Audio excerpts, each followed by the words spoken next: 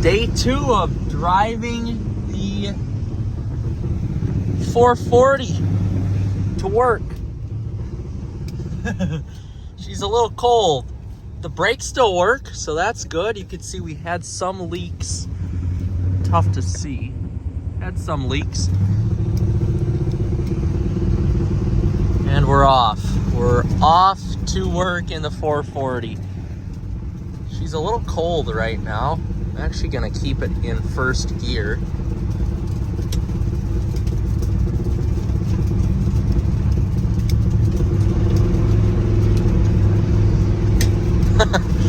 Seems like the clutch or something may be slipping in this. I'm not totally sure, but it drives.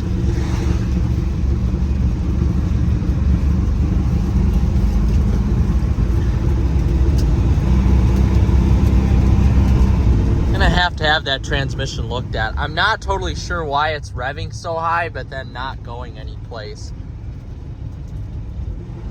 It just seems like the trans may be slipping. Guess I'm not totally sure on that. So what I'm gonna try to do is just get this back to the golf course where it's stored, and like I said, I got to replace the master cylinder on it and do some other stuff, but I essentially just want to get to the golf course in one piece. So I'm gonna take the back roads there, which is a-okay with me. I don't usually drive them very much because they're crappy roads. But I'm going to try to just get this there and then work on it. But the brakes still work, thank God. That's a plus. And now again, we're gonna see here. We're gonna make sure there's no cars coming for any foreseeable time, because of the fact that I just am not totally sure how this is going to do crossing the road right now. I'm really worried that my transmission may be going out on me. Okay, we're going actually pretty good right now.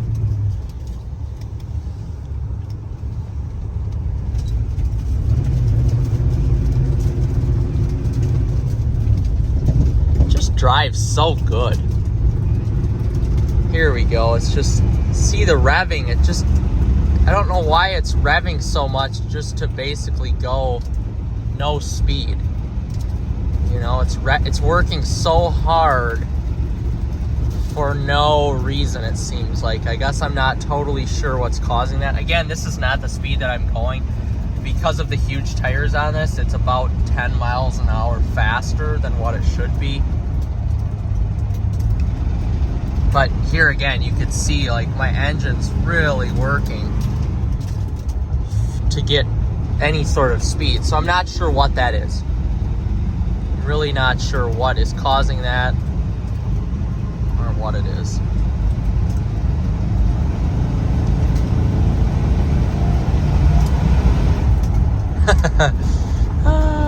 It definitely gets up. I can't wait to have this thing tuned and actually like correct, because this thing is just a monster. I could feel the torque with that 440.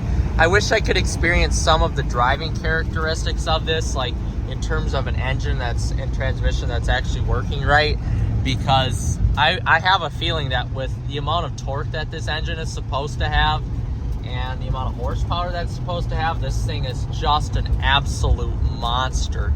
It's got to be an absolute monster of a vehicle, especially back in the 60s when, 470 torque and 370 horsepower was a ton of power for a vehicle back then.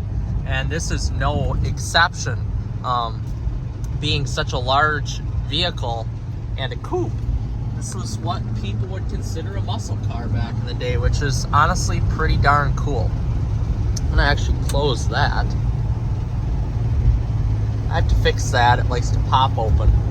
So I'm gonna get this. I didn't want to drive this into town today because essentially I didn't want to A, run out of brakes in town, and B, stall at a stoplight, because it just seems like it's working so hard. So we're just taking it back to the course, and then we're gonna run into town, get some parts for it. I have to get some other stuff for myself too. and then we should be good. But it drives. I mean, it really drives pretty good for being such a large car. Now, there is a lot of body roll, and that could easily be fixed with some suspension parts rather than the OEM gas shocks that this has, but it really drives pretty good for such a large vehicle. The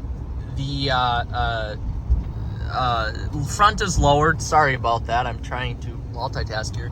But the front is lowered, so it does give it a little bit of a different driving dynamic. But overall, I mean, it's pretty fun to drive, and we're gonna actually let these people go by here. So we're gonna put it into park. But it idles good. Everything about it, you know, drives fairly decent. The cabin in here is just so big and spacious and nice. That's why I really can't wait to get this thing up and going, because it's such a nice vehicle. I would almost daily drive this thing. All right, here we go. So now we gripped there really fine. Oh yeah. And here's what I mean about the transmission shift. It just, see, it's revving really high for no apparent reason, it seems like. I'm not sure why it's doing that. And I cannot even feel the gear shifts. Now, maybe that's how the 727 was back in the day, but I guess I'm just not totally sure on that. So that's something that's a little worrisome and that Dusty's gonna have to look at. But other than that, this is a blast to drive. It's definitely not airtight by any means. You can feel the wind come in. I've got it on defrost right now, and that has a little bit to do with it too, because I kind of want to get it a little bit warmer in here. But a reason why I don't take this road, you can hear it, all of the rocks and sand and stuff that come up on this side road here. I'm just not a huge fan, because I don't want it to hurt my vehicles. But I had no choice with this one. I had no choice. Now, thank God for me, I've driven this car, and now I don't need to drive it again for a month. So I feel okay about driving this car now and not driving it for a month, because I got my itch out. Now, one thing you're going to notice here is that this thing sucks the gas, and the gas gauge isn't correct per se. I did put 10 to 12 gallons in a premium the other day with some Stay-Built, and that definitely helped it run a little bit better. But it definitely is not fuel efficient by any means. A 440 7.2 liter, that's massive. I mean, that is just sucking down the gas.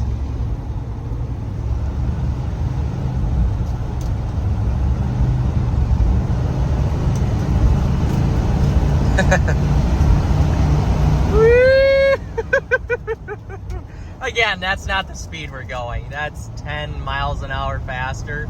But yeah, this is rolling. We're rolling with this 300, and it feels damn good to be rolling in it. There's something about classic cars that gives you a sense of pride in your brand and your heritage, especially like me. I'm a Mopar guy. I'm not a GM guy, or a Ford guy. So I have a lot of love for this vehicle, and to actually be driving in a 440 V8, one of the most historic engines in Mopar history, in my 300, which I have a newer 300 with the 6.1 Hemi, is amazing. It is really amazing. I am totally in love with this vehicle. All right, now is where we may have an issue here. You could feel the transmission is sort of shifting. You can hear it. I don't know why it does that. Again, I'm not for sure. We've got a pretty big hill we've got to go up here that I really didn't think about. So I'm curious to see if we can actually make it up. I'm hoping that we can. Hoping that this car stops too, which it does. Thank God. We're gonna put our flasher on. Oh, we've got a road closed, so that kind of sucks, huh? Shoot. I don't know why the road is closed. Well, we're going to go straight and try to figure this out here, how to get around. So maybe that's a godsend right there. We'll just take our 300 on a little bit of a classic cruise. But here, again, we're going up a hill. Any sort of load, the transmission just doesn't want to work. So I'm going to bring on my phone, try to get some directions here on the best way to get to the course. And we'll rejoin in a little bit. All right, we're back into where we should be. This has been such a fun trip so far. Like I said, I just cannot wait to get this into like confident running territory where, you know, I can drive it and enjoy it and have some fun. But it really is just a blast to drive older classics. And I've had only one other older classic in my life. I had a 78 Dodge Monaco with a 318, and really that was just a blast to drive. But this is even more fun to drive because it's such a heritage vehicle for the Chrysler brand. And just having like all the touches in here and just the dash, the way it's set out. I mean, this is amazing. This is what cars used to be. It really is. And to be driving it is just a blast. And I figured I would, you know, share this with you guys as part of my fleet. Now I can't wait to drive my newer vehicles too, but this has just been such a fun little trip that I've taken. Now I'm glad I had a little bit of a detour, and I'm glad I had more than enough gas to get home too, or get back to the course, which was really good because I was worried about that. And I'm also glad the brakes work and there's enough coolant in there to get me to the course so far. But I can understand why people like these, especially the older generation, why people love these huge, massive cars, because they're so comfortable. They just float. The seats are very cushiony. While the steering isn't very direct and you can't really feel a lot of it,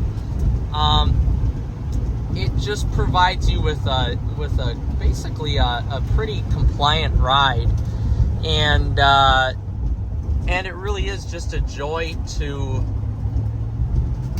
drive. And I can understand why the older generation is upset with these newer car manufacturers not making large cars anymore. And if they are, they're just too unaffordable.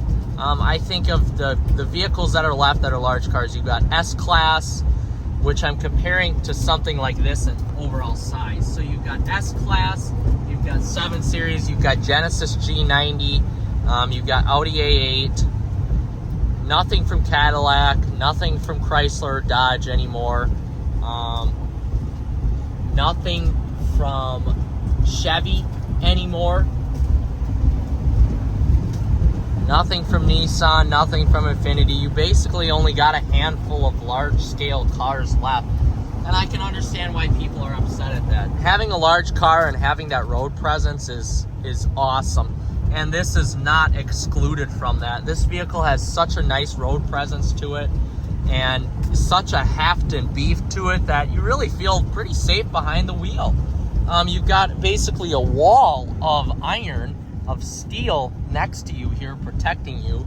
And while there is no airbags in this, and this is the only seatbelt that you get, you do feel fairly safe in here. And I just love all the room too that you get in the vehicle. You could fit a family of 6 in here in a coupe with no problems. So thanks for joining me on the second drive, guys. We're gonna get this in the shop and get it turned off and get it checked over, and we'll see you in the next one. If you like this Mopar content, like and subscribe.